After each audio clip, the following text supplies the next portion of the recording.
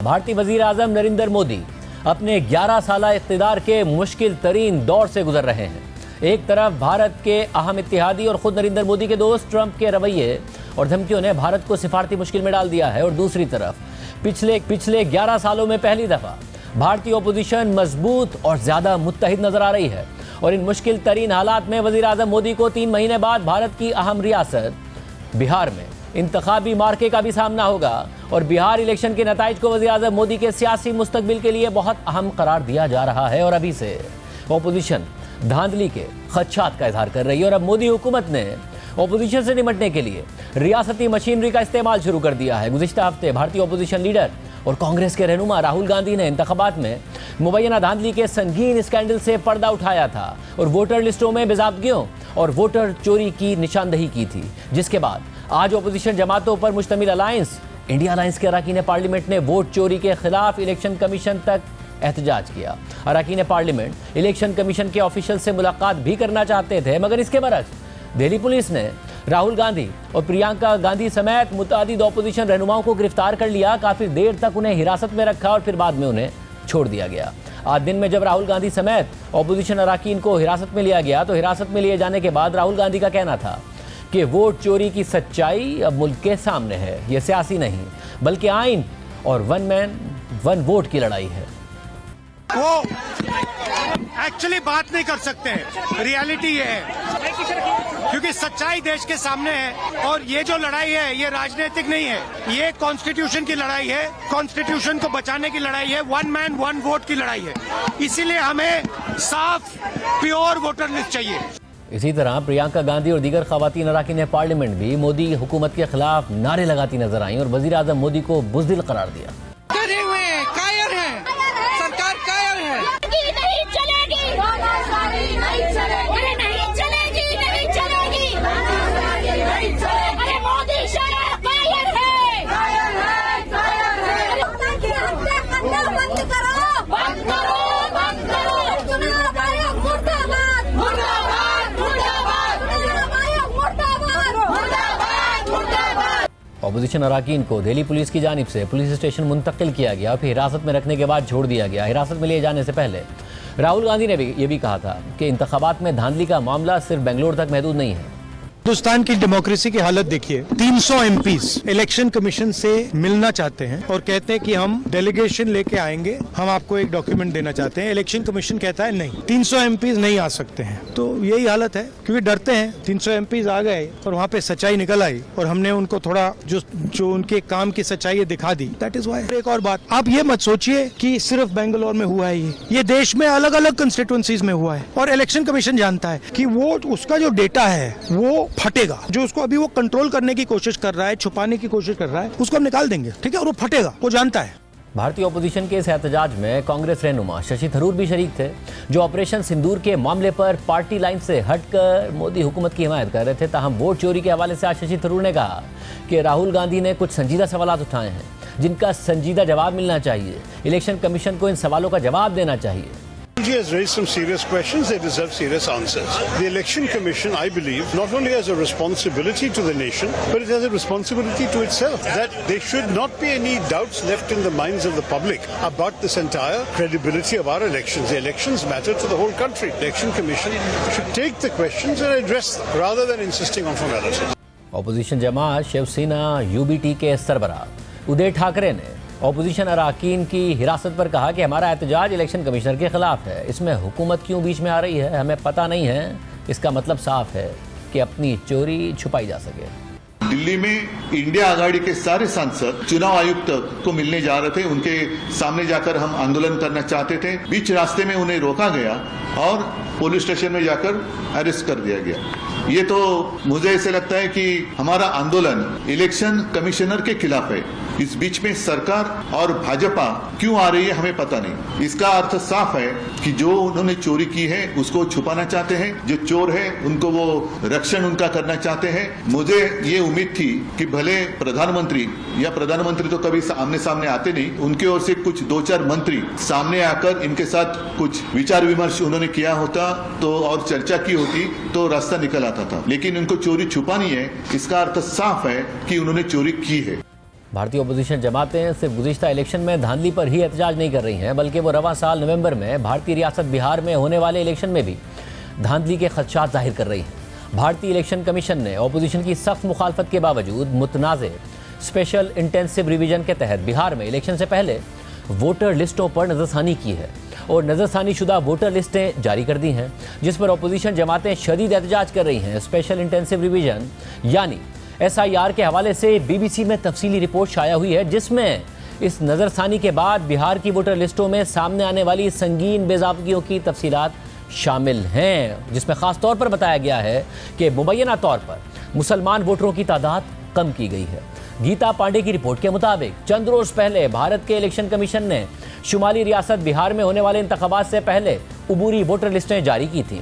रियासत बिहार में 3 माह बाद यानी नवंबर 2025 में अहम इंतखाबात होने वाले हैं और इसी सिलसिले में उबूरी वोटर लिस्टें इलेक्शन कमीशन की जानिब से 1 माह तक की जाने वाली नजरसानी के बाद शाया की गई थी।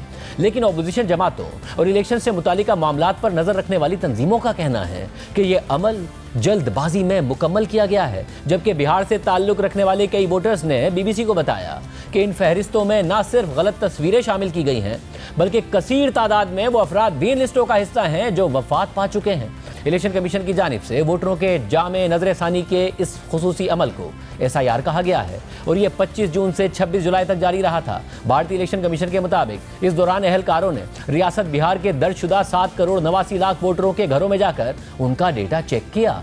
इलेक्शन कमीशन ने कहा कि आखिरी बार वोटर लिस्टों पर इस नौयत की नजरसानी 2003 में हुई थी और अब उन्हें अपडेट करना जरूरी था। नई उबूरी फहरिस्त में 7 करोड़ 24 लाख नाम हैं, यानी पिछली फहरिस्त से 65 लाख कम।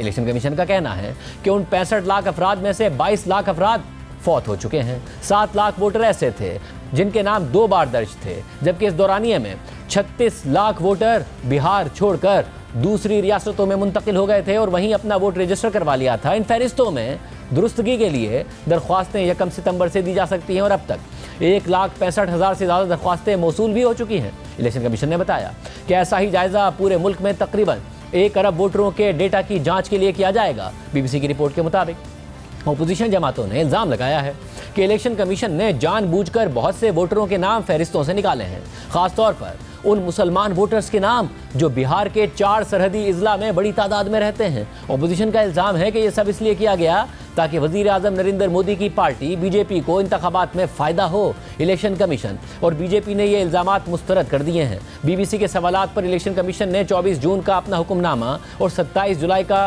प्रेस नोट शेयर किया, जिसमें कहा गया था कि हर अहल वोटर को फहरिस्त का हिस्सा बनाने की कोशिश की गई है। भारतीय इलेक्शन कमीशन ने हज़फ शुदा नामों की फहरिस्त या मजहब के हिसाब से वोटर्स की कोई तफसीलात जारी नहीं की, इसलिए अपोजिशन के खदशात की तस्दीक मुमकिन नहीं। हिंदुस्तान टाइम्स के एक जायजे में मालूम हुआ कि बिहार के ज़िला किशनगंज, जहां सबसे ज़्यादा मुसलमान आबाद हैं, वहां फहरिस्तों से वोट निकालने की शरह सबसे ज़्यादा थी, लेकिन दीगर मुस्लिम अक्सरियती इलाकों में ऐसा नहीं हुआ। रिपोर्ट के मुताबिक अपोजिशन अरकान ने इस सूरत हाल को जमहूरियत के लिए ख़तरा करार देकर पार्लियामेंट में इस पर बहस का मुतालबा किया है।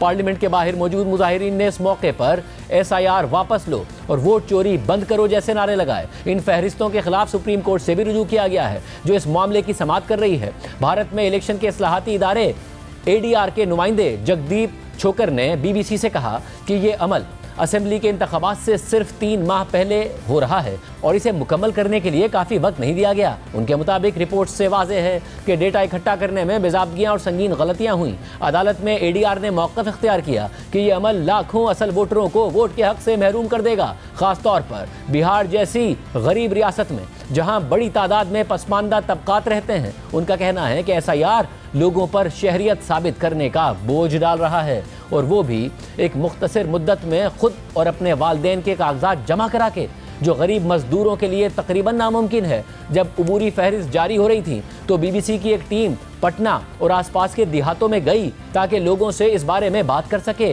दनारा गांव महादलित कहलाने वाले इंतहाई गरीब तबके से ताल्लुक़ रखने वाला अफराद का गाँव है। यहाँ ज़्यादातर लोग खेतों में मजदूरी करते हैं या बेरोज़गार हैं।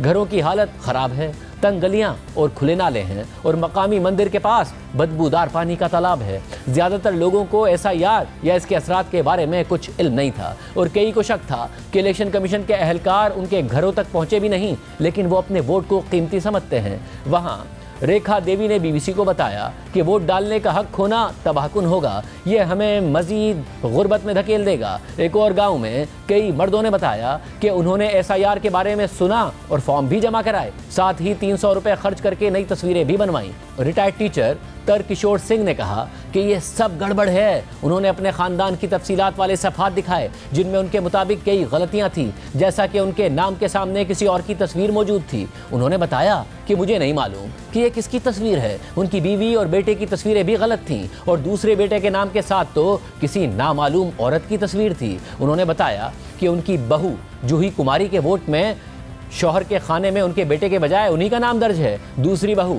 संगीता सिंह का नाम 2 बार दर्ज है, एक में दुरुस्त तस्वीर और तारीख पैदाइश के साथ और दूसरे में गलत तस्वीर और तारीख पैदाइश के साथ। उनके कई रिश्तेदारों और पड़ोसियों को भी यही शिकायत है। उन्होंने एक कज़न का नाम दिखाया जो 5 साल पहले फौत हो गया था, मगर फहरिस्त में अब भी मौजूद था। और कुछ नाम ऐसे हैं जो 2 बार दर्ज हैं। उनका कहना है कि इससे यह जाहिर है कि कोई जांच नहीं हुई है। फहरिस्त में मुर्दा लोग, दोहरे नाम और वो लोग भी हैं जिन्होंने फॉर्म तक नहीं भरा। ये सरकारी वसाइल और अरबों रुपए का ज़िया है। रिपोर्ट के मुताबिक अपोजिशन इत्तेहाद राष्ट्रीय जनता दल यानी RJD इस पर सवाल उठा रही है, जबकि हुकूमती इत्तेहाद जनता दल यूनाइटेड और BJP इसकी हिमायत कर रहे हैं। अपोजिशन इत्तेहाद के शिवानंद तिवारी ने इल्ज़ाम लगाया कि इलेक्शन कमीशन जानिबदार है और इंतखाबात में हेरा फेरी कर रहा है और हदफ वो सरहदी इलाके हैं जहां बड़ी तादाद में मुसलमान रहते हैं जो BJP को वोट नहीं देते हैं। BJP और JDU ने इस तनकीद को सियासी करार देते हुए मुस्तरद कर दिया है। BJP के भीम सिंह ने कहा कि सिर्फ भारतीय शहरियों को वोट देने का हक है और हमारा मानना है कि हालिया बरसों में सरहदी इलाकों में बहुत से रोहिंग्या और बांग्लादेशी आबाद हो गए हैं जिन्हें फहरिस्त से निकालना जरूरी है। बिहार में RJD के रहनुमा और साबिक वजीर आला लालू प्रसाद के बेटे तेजस्वी यादव ने एक प्रेस कॉन्फ्रेंस में कहा कि बिहार में जो फहरिस्त जारी हुई है उसमें 3 लाख से ज्यादा घरों के मकान नंबर की जगह 1 0, 2 0, यहाँ तक के 3 0 दर्ज हैं।